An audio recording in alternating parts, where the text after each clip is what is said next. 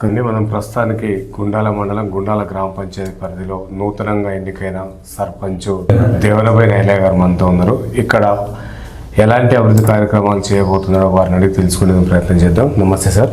నమస్తే. ఇక్కడ నూతనంగా అంటే మీరు ఎన్నికై ప్రమాణ స్వీకారం చేసి కొద్దిగా సమయం అవుతుంది సార్. ఎట్లాంటి అభివృద్ధి కార్యక్రమాలు మీరు ముందుకు పోతున్నారు? ప్రజలకు ఇచ్చిన హామీలు ఎంత మేరకు నెరవేరుస్తారు సార్?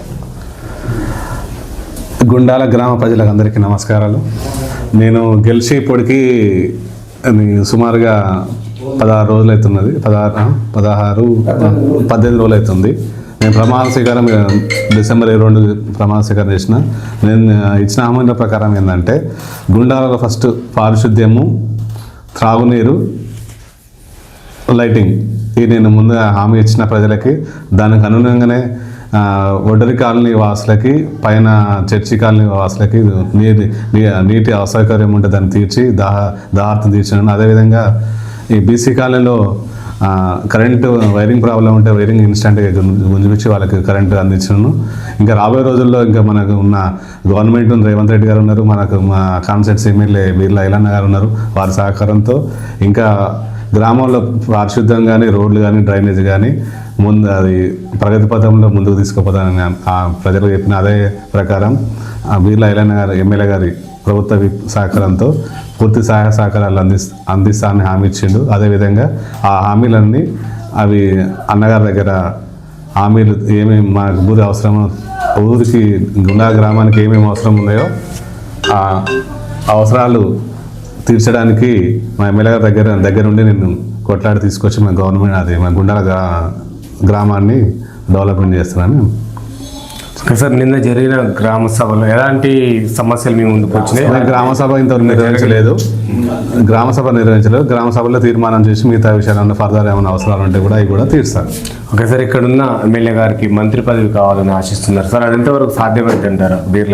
బీర్లా బడుగు బలహీన వర్గాల ఆశాజ్యోతి మన ఎమ్మెల్యే బీర్లా ఐలన్న గారికి ఖచ్చితంగా మంత్రి పదవి వస్తుందని నేను ఆశిస్తున్నా. రేవంత్ రెడ్డి గారి దగ్గర సాన్నిధ్యంతో కూడా వెంకరెడ్డి గారి సహకారంతో వస్తుందని నేను ఆశిస్తున్నాను. ఓకే సార్, ఇప్పుడు రేపు సంక్రాంతి పండుగ వస్తుంది. నీకు ఓటేసి గెలిపించిన ప్రజలకు ఏం చెప్పదలుచుకున్నారు? సంక్రాంతి ముందుగా గ్రామ ప్రజలకి సంక్రాంతి శుభాకాంక్షలు.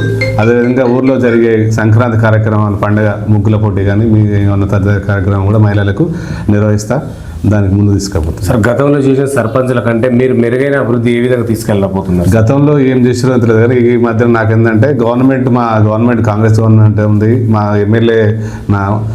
ఎమ్మెల్యే గారు కూడా మాకు అనుకూలంగా ఉన్నారు కాబట్టి అన్ని అభివృద్ధి కార్యక్రమంలో ముందుండి ప్రగతి పదాలను నడిపిస్తానని నేను చెప్తున్నాను. ఒకసారి ఇక్కడ బీర్లా ఐలయ్య గారి పరిపాలన ఏ విధంగా ఉంది? 2.5 సంవత్సరాలు బీర్లా ఐలయ్య గారి యొక్క అభివృద్ధి చూసే నాకు ఇంత మెజారిటీ గుండాల గ్రామ ప్రజలు ఏకపక్షంగా మెజారిటీ ఇచ్చారు కాబట్టి వారి సహకారంతో అన్ని అభివృద్ధి చేస్తాం. సరే, ఈ మండల హెడ్ క్వార్టర్లో విద్యా వైద్యం ఏ విధంగా ఉండబోతుంది?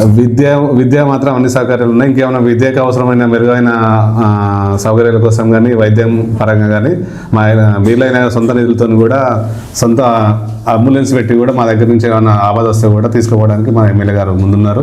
దాంట్లో అది తెలంగాణ గవర్నమెంట్లో ముందుండి నడిపించిన మా ఎమ్మెల్యే గారు బీర్లా ఐలన్న గారు అంబులెన్స్ కానీ, హాస్పిటల్ విషయంలో కానీ ముందుండి పనిచేస్తున్నాను. సార్, ఇక్కడ ఉన్న మేజర్ సమస్య మా దృష్టికి వచ్చింది సార్, కోతులు, వీధి కుక్కలతోటి ప్రజలు ఇబ్బంది. అది వీధి కుక్కలు, కోతులు అనేది మన పరిధిలో లేదు కాదు సార్, అది ఓన్లీ గవర్నమెంట్ పరిధిలో ఉంది కాబట్టి అదే వాళ్ళు ఏమైనా నిర్ణయం తీసుకుంటే మేము దానికి అనుకున్నాం మేము పనిచేస్తాం. Okay sir, thank you. చూస్తున్నానండి మీ తెలుగు టీవీ.